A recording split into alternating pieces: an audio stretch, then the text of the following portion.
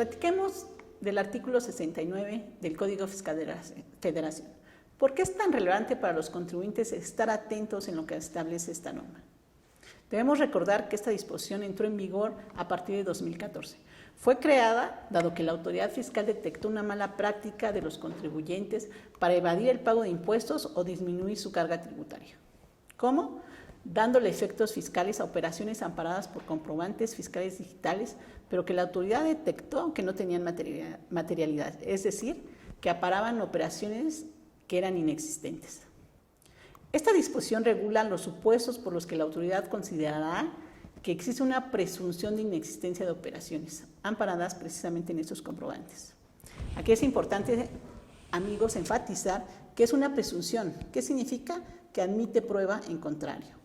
Entonces, ¿cuándo puede la autoridad presumir que las operaciones que amparan los comprobantes son inexistentes? Bueno, pues cuando detecte que el contribuyente no cuenta con los activos, con el personal, la infraestructura o la capacidad material para prestar los servicios, producir, comercializar o entregar los bienes. O bien, cuando el contribuyente no esté localizado. La norma se refiere a dos sujetos. ¿Quiénes? Los que coloquialmente se han denominado como EFOS y EDOS. ¿Quiénes son los EFOS? Son las personas o empresas físicas, que facturan operaciones simuladas. Son quienes emiten precisamente los comprobantes fiscales, sin contar, como decía, con los activos, el personal o con la capacidad para hacerlo. ¿Quiénes son los EDOS? Son las empresas que deducen operaciones simuladas, es decir, los receptores de los comprobantes fiscales. ¿Qué pasa si la autoridad presume que tus operaciones son inexistentes? Se notificará una resolución provisional por buzón tributario y la publicará en la página de internet del SAT y en el Diario Oficial de la Federación. Se seguirá, antes que se emita una resolución definitiva, un procedimiento a fin de que el contribuyente esté en aptitud de demostrar a través de pruebas o información o demás elementos que sí existen las operaciones que amparan estos comprobantes. En este procedimiento, la autoridad contará con 50 días para valorar las pruebas aportadas por el contribuyente y notificará la resolución definitiva. ¿Cómo? Lo hará también a través de una resolución personal al contribuyente. Posteriormente hará una publicación de un listado definitivo que también lo publicará en la página del SAT como en el Diario Oficial de la Federación. No debe perderse de vista. Si la autoridad fiscal no notifica esta resolución en el plazo de 50 días, quedará sin efectos la presunción. No olviden también las consecuencias graves que trae la publicación del listado definitivo.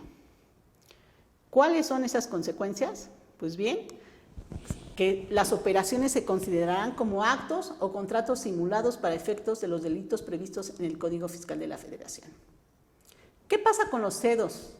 Hay un procedimiento también en esta disposición para que ellos acrediten que sí recibieron los bienes o los servicios.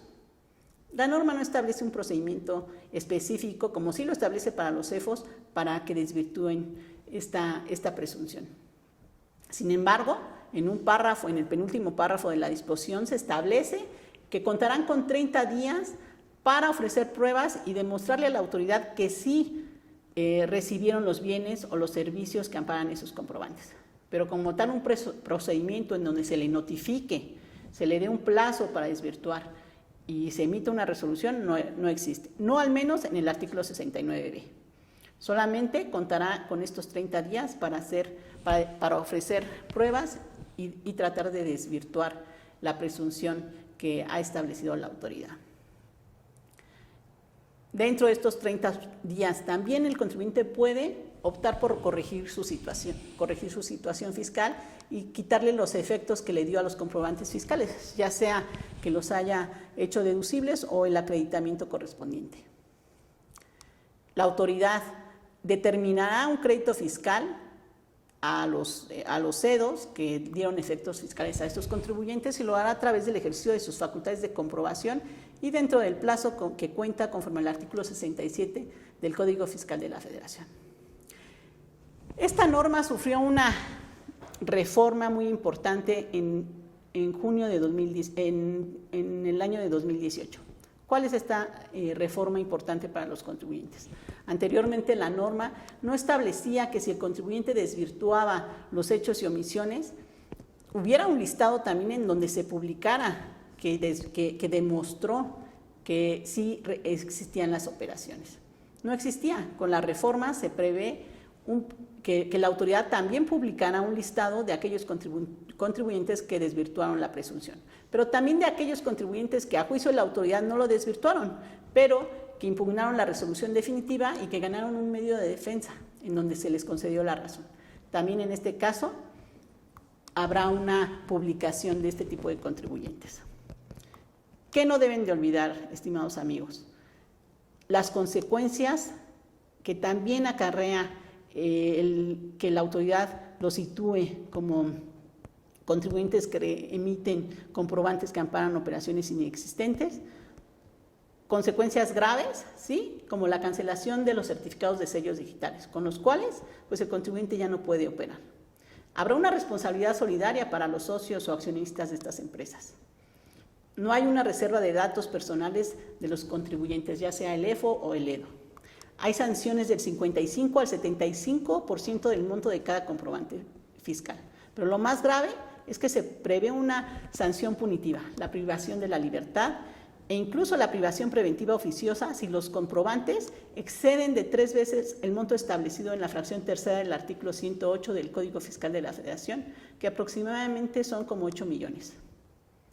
También no deben de perder de vista, no existe una disposición en el Código Fiscal de la Federación y ninguna disposición de carácter fiscal que establezca qué deben entenderse por materialidad de las operaciones. Sin embargo, la materialidad, en términos de cómo lo ha venido manejando la autoridad, debe entenderse en la efectiva realización o existencia de la actividad, del negocio o del acto jurídico por parte del emisor de los citados comprobantes. De allí que sea tan importante que los contribuyentes conserven toda aquella información, documentación con la que puedan presentar a la autoridad y comprobar la efectiva realización de las operaciones. ¿Qué documentación? Tampoco existe un dispositivo que relacione la documentación que deba presentarse. Va a ser casuístico y dependiendo de la actividad de cada contribuyente. Pero a la mano deberán de tener su acta constitutiva en donde se observe el objeto que realiza el contribuyente, los comprobantes fiscales, la contabilidad, los estados de cuenta bancarios, bitácoras, mensajes de correos electrónicos, diagramas de flujo de cómo es su operación, los contratos de prestación de servicios, los contratos laborales, de arrendamiento profesionales. Y no hay que olvidar, estimados amigos, la Corte ya estableció que esta disposición es constitucional. No hay violación al derecho de audiencia, no hay violación al derecho fundamental de libertad de trabajo, no hay violación al principio de presunción de inocencia. Así es que, más bien, hay que tomar las medidas necesarias para no caer en esos supuestos que establece el artículo 69b. Amigos, si quieres saber más sobre el tema, próximamente estaremos dando una plática a más detalle de esta disposición. Muchas gracias por tu atención.